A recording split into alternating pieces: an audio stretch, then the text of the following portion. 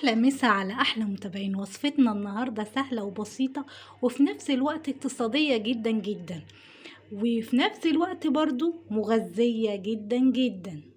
طيب احنا هنتكلم كتير ولا نشوف الوصفة؟ يلا بينا كده نخش الفيديو ونشوف الوصفة الخطيرة دي. وبأقل التكاليف عملنا أحلى وجبة اقتصادية جدا جدا. يلا نحارب الغلاء ودبري ووفري. يلا بينا نشوف الوصفة الخطيرة دي عبارة عن ايه. السلام عليكم ورحمة الله وبركاته. ازيكم حباب قلبي؟ عاملين يا رب تكونوا بألف خير وسعادة وراحة بال. اللهم امين يا رب العالمين. اللهم صل وسلم وبارك على سيدنا محمد وعلى آله عدد كمال الله وكما يليق بكماله كما وكيف. اهلا بكم حبايبي في قناتي الاكل احلى مع ولاء.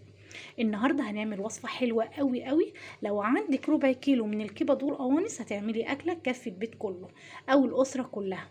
أكلة خطيرة أو وصفة خطيرة واقتصادية في نفس الوقت ومش مكلفة خالص. تمام، وفي نفس الوقت مغذية. تمام. أنا عندي ربع كيلو من الكبد والقوانص.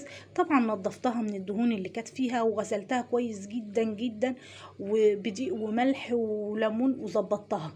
تمام. حاطه حبة مية صغيرين كده هسلق فيهم القوانص دي عشان ريحة الزفارة، وفي نفس الوقت هسويها نص تسوية. تمام. تمام. يلا بينا كده، مش هنتكلم كتير، هنخش على طول على الوصفة بتاعتنا. كده المية بتاعتنا غليت خلاص، هبتدي انزل بقى بالقوانص بتاعتنا دي. تمام. هنزل الاول بالقوانص دي اديها كده نص تسوية، وفي نفس الوقت اللي ريحة الزفارة تطلع منها. تمام. في حلة بقى حطيت مكعب كده من الزبدة ومعلقتين كبار من الزيت. تمام. وعندي كوبايتين 2 من الرز المصري بتاعنا غسلته وهبتدي انزل بيه. تمام. حابه انتي تزودي الرز شويه مفيش مشكله على حسب افراد اسرتك. تمام. كده الرز بتاعنا غسلته ونزلت بيه. تمام.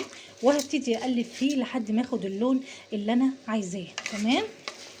اهو لسه بقلب اهو في الرز. اوعى الرز يتلسع مني. هتنيكي تقلبي كده كويس كويس كده في الرز لحد ما توصلي للون اللي هنقولك عليه دلوقتي. تمام. بصي كده الرز بقى ابتدى يحمر معايا ازاي. ما تستعجليش عليه، لسه برضو هنديله لون حلو كده. تمام. يلا بقى لو وصلتي لحد هنا ما تستخسريش فيا في اللايك. طبعا ما تبخليش عليا في اللايك، الوصفه حلوه بصراحه وتستاهل. تمام. كده خلاص ده اللون اللي انا عايزاه. شايفين بقى اللون هنا جميل قد ايه اهو كده كويس قوي. عندي بقى بصلايه كده مبشوره. تمام. اهي بصله حلوه كده مبشوره هبتدي انزل بيها وهقلب تقليبه حلوه كده. كده خلاص بعد ما اديت البصله تقليبه هنزل بايه كمان. هنزل بقى بتاع ديت جزرايه حلوه كبيره كده مبشوره. تمام. طبعا اكتريه الولاد ما بيحبوش البصل ولا الخضار في الاكل، فانت بالاكله دي ممكن تحطي بقى تزودي كمان بسله لو حابه تحطي بسله كمان. تمام. بس انا عشان ما عنديش بسله حطيت الجزر بس. وجبه حلوه قوي قوي قوي ومغذيه كمان للولاد. هديها تقليبه مع الرز مع البصل مع الجزر كده ياخد تقليبه حلوه كمان. طبعا الكبد القوانص بعد ما دخلت في سوا حطيت كمان الكبد. تمام. هما كده استووا نص سوا وطفيت عليهم. طيب هعمل ايه؟ هبتدي انزل بقى بالملح على حسب الرغبه، وهبتدي انزل بمعلقه من الكمون والبهارات. تمام. ومعلقه من الفلفل الاسمر. تمام. وندي بقى الحله كده تقليبه حلوه.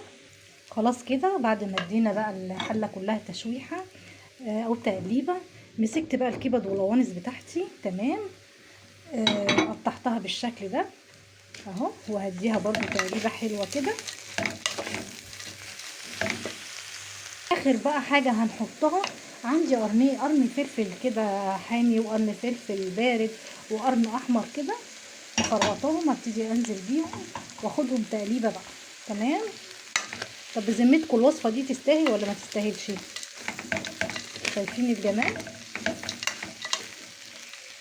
طبعا حاطه ميه في الكاتل بقى. هبتدي ازود الحله بتاعتنا، هبتدي انزل بالميه بقى. طبعا هي مش هتاخد ميه كتير عشان كل حاجه نص سوا اهيت. تمام. وطبعا حاطين الملح والتوابل بتاعتها وكل حاجه. تمام اهو بالشكل ده. وهغطي عليها بقى واسيبها لحد ما تشرب، وبعدين ايه اوطي عليها العين كده. خلاص الرز شرب بالميه اللي حطيناها. تمام. هبتدي اهدي العين بقى زي الفل واسيبه بقى يستوي ايه براحته. ودي كده شكل الوصفة بتاعتنا او الاكلة بتاعتنا. بصراحة خطيرة خطيرة بمعنى خطيرة. لو عجبك الفيديو ما تنسينيش طبعا في اللايك والشير وسبسكرايب للقناة. والسلام عليكم ورحمة الله وبركاته.